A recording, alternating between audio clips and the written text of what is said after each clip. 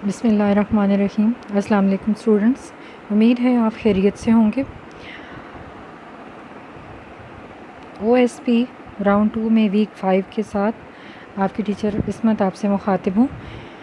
جیسا کہ آپ لوگوں نے دیکھ لیا ہوگا اپنے اس کو سلیبس کو، ویک 5 میں کیا کیا ہم نے پڑھنا ہے، اردو کا لیکچر ویک 5 میں کیا کیا ہم نے ٹاپک پڑھنے ہیں۔ ایک مکالمہ ہے، جملے کے اجزاء ترکیبی ہیں اور رداد پر مشتمل آج کا لیکچر ہے۔ تو سب سے پہلے مکالمہ دیکھتے ہیں۔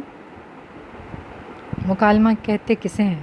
لکھنے کے لیے سب سے پہلے مکالمہ نویسی کے لیے پتہ ہونا چاہیے کہ مکالمہ کیا ہے۔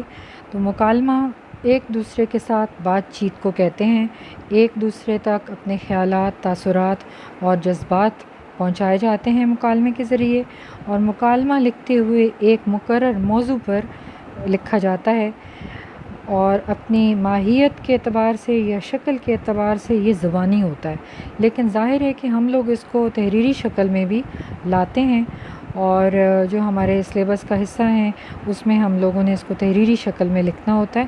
تو مکالمے کے ذریعے آپس میں بات چیت کرنے والے جتنے اشخاص ہوتے ہیں، عموماً 2، ان کے کردار، ان کا نقطہ نظر، ان کی شخصیت کی گہرائی اور زبان پر قدرت سمجھنے میں ہمیں مدد ملتی ہے۔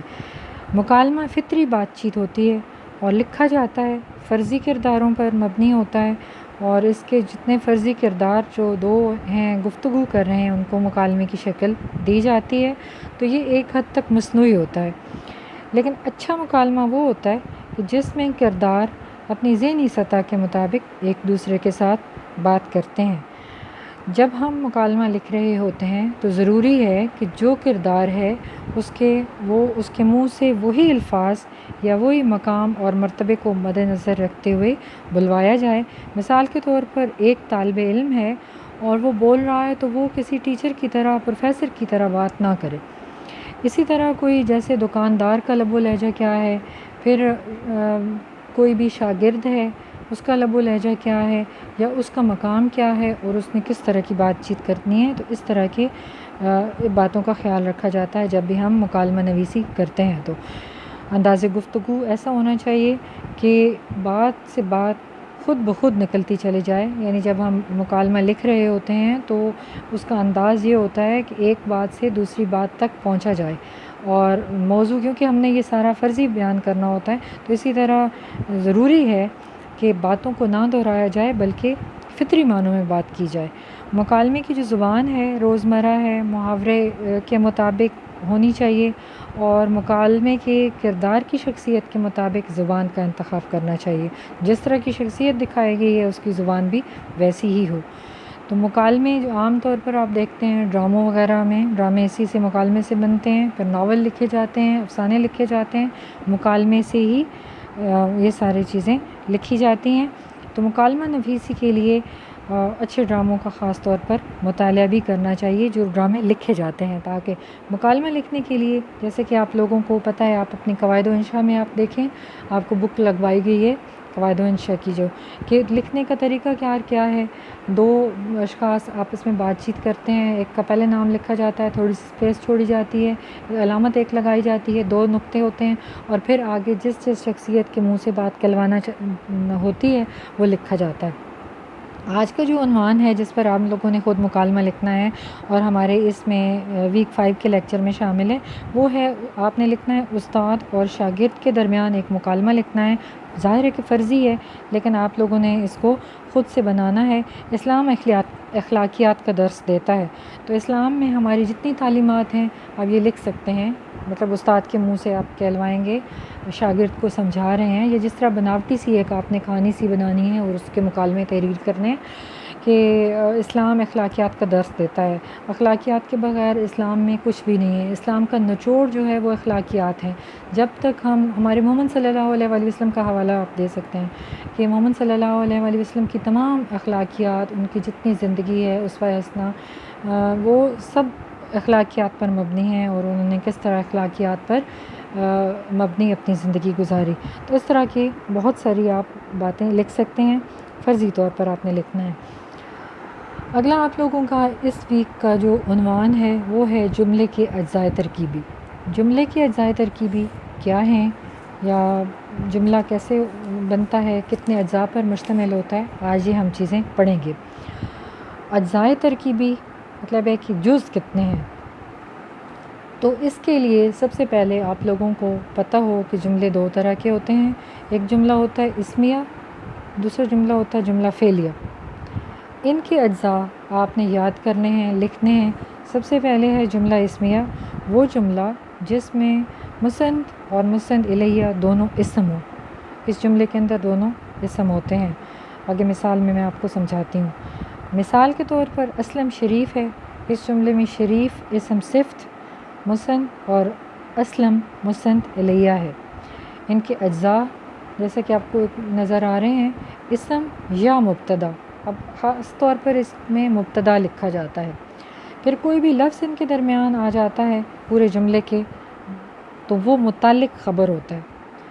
آگے تیسرا جز جو ہے وہ خبر ہے اور آخری لفظ اس کا فعل ناقص ہے۔ اب مثال کیسے ہے کہ ایسن دفتر میں موجود ہے، ایک جملہ ہے، اس میں ایسن ہو گیا مبتدا، اسم بھی ہے لیکن اس کو ہم جملہ اسمیہ لکھتے ہوئے مبتدا کہیں گے۔ دفتر میں، اب میں آ گیا متعلق خبر، موجود دفتر میں متعلق خبر آ گیا اور موجود خبر ہے۔ اور اسی طرح فعل جو ہے فعل ناقص ہے ہوگا۔ ترکیب نحوی اس کے بارے میں پھر آپ لوگوں کو بتاتی ہوں کہ وہ کیسے کرنا ہے۔ جملے کے اجزائے ترکیبی دوبارہ سے آپ دیکھیں کہ الفاظ کے ایسے مجموعے کا نام ہے جس میں بات پوری طرح سمجھ میں آ جائے، اور ہر جملے کے دو حصے ہوتے ہیں جن کا آپس میں گہرا تعلق ہوتا ہے۔ اس تعلق کو قواعد میں اسناد کہتے ہیں۔ جس شخص یا چیز کی نسبت یا تعلق ہو اسے مسند، اور جس کے ساتھ تعلق یا نسبت ہو اسے مسند الیہ کہتے ہیں۔ مسند ہمیشہ اسم ہوتا ہے، مسند کبھی اسم اور کبھی فعل ہوتا ہے۔ یہ دو جملہ فعلیہ اور جملہ اسمیہ جب آپ لوگ کریں گے تو آپ کو سمجھ آئے گی۔ اب پھر دیکھیں جملے کی اقسام کیا ہے۔ جملہ اسمیہ مسند الیہ، مسند دونوں اسم ہوتے ہیں اور اس میں فعل ناقص آتا ہے۔ اسد بیمار ہے، اس میں اسد مبتدا ہے، بیمار ہمیں خبر دی جا رہی ہے اور ہے فعل ناقص ہے۔ آگے آپ کا جملہ فعلیہ، تو جس جملے میں مسند الیہ اسم ہو لیکن مسند جو ہے وہ فعل ہو اسے جملہ فعلیہ کہتے ہیں۔ جملہ فعلیہ کے مسند الیہ کو فاعل کہتے ہیں۔ مسند میں فعل اور مفعول کا ذکر کیا جاتا ہے۔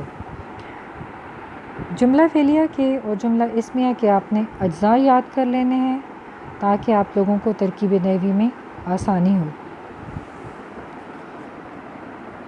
آگے ترکیب نحوی کے اصول ہیں۔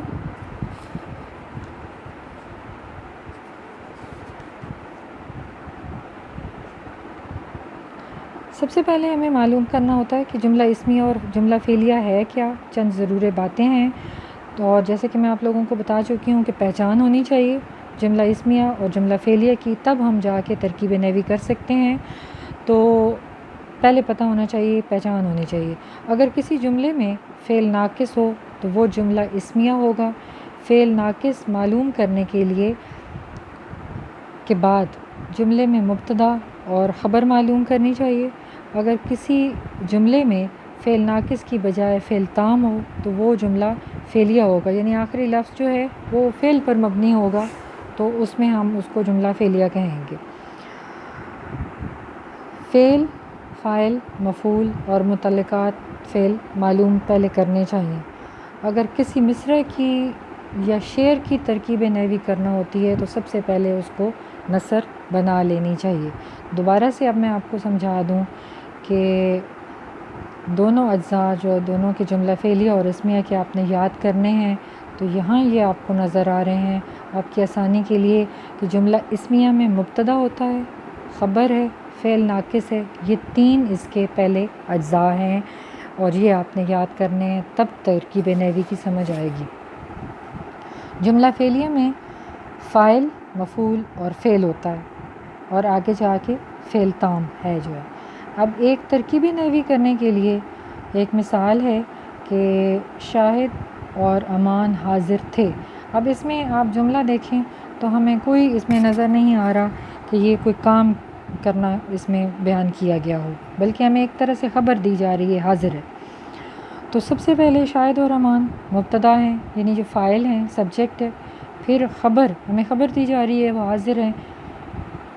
اور تھے آخری لفظ جو ہے وہ فعل ناقص ہوتا ہے. تو یہ اس طرح یہ ترکیب نحوی ہوگی، یعنی ہم نے ہر جملے کے مختلف اجزاء کا نام بتا دیا. آگے جملہ فعلیہ ہے، پہچان کر لیا آپ نے. اب اس میں دیکھیں کہ جمیلہ کتاب پڑھتی ہے. پڑھتی ہے فعل ہے، کوئی کام کرنا ہمیں نظر آ رہا ہے. تو جمیلہ فاعل ہے، اس کے ساتھ فاعل لکھیں گے. کتاب مفعول ہے جس پر کام کیا جا رہا ہے. پڑھتی فعل ہے اور ہے فعل تام ہے. یہ ہوگی ترکیب نحوی. جملوں کو ان کے مختلف اجزاء کو لکھنا ترکیب نحوی کہلاتا ہے. اور ترکیب نحوی اس وقت ہوگی، پھر آسان لفظوں میں سمجھا رہی ہوں، کہ آپ نے ان کے جملہ اسمیہ کے، جملہ فعلیہ کے ایک تو اجزاء یاد کرنے ہیں، دوسرا اس کی آپ کو پہچان ہو کہ یہ جملہ فعلیہ ہے، جملہ اسمیہ ہے، تب آپ کی ترکیب نحوی ہو سکتی ہے. آگے اگلا آپ لوگوں کا عنوان ہے رداد. رداد کسے کہتے ہیں؟ رداد کیونکہ تحریر کیا ہے؟ ویسے تو جو آج نیو پیٹرن کے مطابق رداد کو ختم کر دیا گیا ہے، لیکن آپ لوگوں کو پتہ ہونا چاہیے، کیونکہ ہمارے ٹاپک اس میں ویک 5 میں ہمارا ایک ٹاپک شامل ہے، تو اس میں آپ لوگوں کو تھوڑا سا بتا دوں کہ رداد کیا چیز ہے.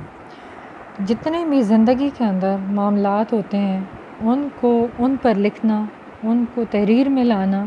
مثال کے طور پر کوئی واقعہ ہوا، کسی کی ذاتی ڈائری ہے،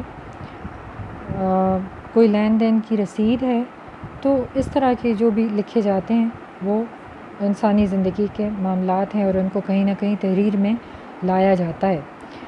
رداد کیا ہے؟ عدالت کی کارروائی، مقدمے کی کیفیت کو کہتے ہیں. کسی تقریب، ہمارے جو اصل میں اپنے ہم عنوان کی طرف آ رہے ہیں کہ جو ہم نے رداد لکھنی ہوتی ہے وہ کیا ہے کہ جب کسی تقریب، اجلاس، مشاعرے، ادبی محفل کی صورت حال اور کیفیت، یعنی جو کچھ وہاں پیش آیا اس کو لکھنا رداد کہلاتا ہے. اس کے علاوہ حادثات، واقعات، جلسوں جلوسوں کی کیفیات اور آنکھوں دیکھا حال تحریری طور پر بیان کرنے کو رداد کہتے ہیں. آسان لفظوں میں جب میں آپ کو سمجھا رہی ہوں، جب آپ کسی تقریب میں گئے ہیں تو وہاں کا آنکھوں دیکھا حال اپنے الفاظ میں لکھنا. جب سے کوئی تقریب ہے وہ جہاں سے شروع ہوتی ہے، جہاں پر اس کا اختتام ہوتا ہے، پورے حالات لکھنا رداد کہلاتا ہے. رداد لکھنے کے لیے ہمیں کچھ اصولوں کو مد نظر رکھنا پڑتا ہے. وہ کیا ہے کہ گہرا مشاہدہ ہونا چاہیے رداد لکھنے کے لیے. مشاہدہ، جہاں جہاں جو چیزیں ہم دیکھ رہے ہیں وہ ہمارے ذہن میں آ رہی ہیں اور ہم ان کو بڑی دلچسپی کے ساتھ اور اپنے حافظے میں محفوظ کر رہے ہیں. یہ سب سے اہم بات ہے. پھر اس جلسے کی یا وہ جس پر آپ رداد لکھ رہے ہیں نوعیت کیا ہے. پھر اس کے بعد جو بھی آپ نے تقریب اگر منعقد ہے اور اس میں آپ نے شرکت کی ہے تو وہاں دیکھا کہ مقررین ہیں، ان کی تقریریں ہیں، ان کے اہم نکات آپ نے دیکھنے ہیں. پھر اشعار ہیں جن پر ان کو شاباش ملی ہے، داد ملی ہے، وہ آپ نے ان کو ذہن میں رکھنا ہے اور ان کو لکھنا ہے. رداد میں واقعیت ہونی چاہیے. واقعیت ہونی چاہیے کہ پورا واقعہ کی طرح بیان کرنا چاہیے، ایک مضمون کی طرح، یعنی کہ ہمیں معلوم نہیں ہونی چاہیے. آغاز میں جو موضوع ہوتا ہے اس کو تھوڑا سا تعارف بیان کر دیا جاتا ہے بہت ہی سادہ الفاظ میں. اور پھر ایک اور بات ہے کہ کسی بھی رداد میں تنقید نہیں کرنی چاہیے، بلکہ اپنے اس میں ایک بڑے مثبت رویہ اختیار کرنا چاہیے. تو آپ کا جو اس میں ہمیں عنوان دیا گیا ہے وہ ہے یوم دفاع کے موضوع پر آپ نے رداد تحریر کرنی ہے. یوم دفاع آپ نے کسی تقریب میں آپ شرکت آپ نے کی ہے اور وہاں آپ نے دیکھا کہ تقریب ہے، تقریب کا ذکر آ گیا. تو وہ تقریب کتنے بجے شروع ہوئی، وہاں کون مہمان خصوصی تھا، ان مہمان خصوصی کے علاوہ پھر اسٹیج سیکرٹری کون تھے، انہوں نے کس طرح تعارف کروایا مہمانوں کا، مہمان خصوصی کے علاوہ کون کون سے لوگ تھے جنہوں نے شرکت کی وہاں پر، اور پھر اپنے خیالات کا اظہار کیا، کیا کیا وہاں پر کوئی نعت پیش کی گئی، تقریر کی گئی، کوئی ملی نغمہ وہاں پر پڑھا گیا. تو یہ ساری چیزیں آپ نے بے شک ایک طرح سے ہم لوگوں نے فرضی لکھنی ہوتی ہے، لیکن آپ نے اس کو اس طرح لکھنا ہے کہ جیسے آنکھ کو دیکھا حال معلوم ہو. تو یوم دفاع کے موضوع پر ظاہر ہے کہ جب آپ لکھیں گے تو اس میں 1965 کے حالات کے مطابق جتنی جنگ ہوئی تھی اس کے جتنے اہم واقعات تھے وہ مہمان خصوصی جو تقریر کر رہے ہوں گے ان کے منہ سے آپ کہلوائیں گے. پھر وہاں پر ملی نغمے ہوں گے، پھر وطن کی محبت کے پر آپ کچھ ایسے جملے لکھیں گے کہ وہاں پر قارئین نے ان جملوں پر داد دی ہے، جو ملی نغمے ہیں وہاں پر ان کو داد ملی ہے، اور جو پیش کرنے والے تھے ملی نغمے اور تقاریر تو انہوں نے کیا کیا پیش کیا. تو یہ ساری چیزیں آپ نے اس میں لکھنی ہیں. اور اس میں آپ لوگ اس کے علاوہ بھی لکھ سکتے ہیں کہ آپ 6 سپٹمبر پر جاتے ہیں، وہاں پر آپ جہازوں کی کوئی نمائش وغیرہ دیکھتے ہیں تو اس پر بھی لکھا جا سکتا ہے. لیکن ہمارے جو روداد ہم لکھتے ہیں وہ کسی بھی تقریب کی ہوتی ہے کہ ہم نے کسی تقریب میں جا کر شرکت کی ہے، وہاں پر ہم نے یہ کچھ دیکھا، اتنے بجے شروع ہوئی اور اتنے بجے اس کا اختتام ہوا. ٹھیک ہے جی. اب جہاں سے آپ کو سمجھ نہیں آئے گی آپ اپنے کیوری ٹائم میں مجھ سے پوچھیں گے.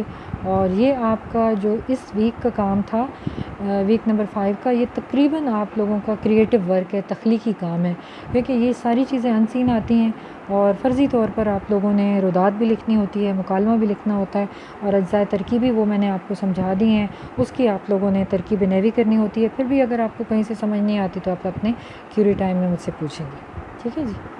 اللہ حافظ.